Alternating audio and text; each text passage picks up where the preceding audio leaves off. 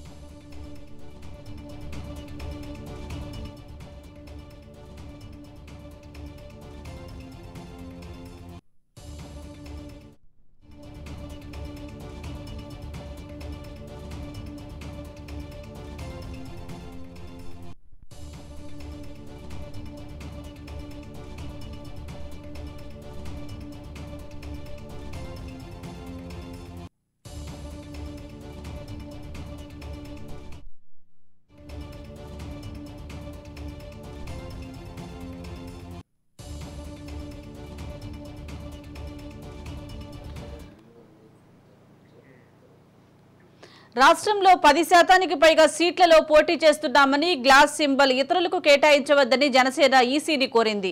జనసేన వినతిపై కేంద్ర ఎన్నికల సంఘం ఎలాంటి నిర్ణయం తీసుకోలేదు. సింబల్తో ఇబ్బంది తలెత్తకుండా జనసేన ప్రయత్నాలు చేస్తోంది.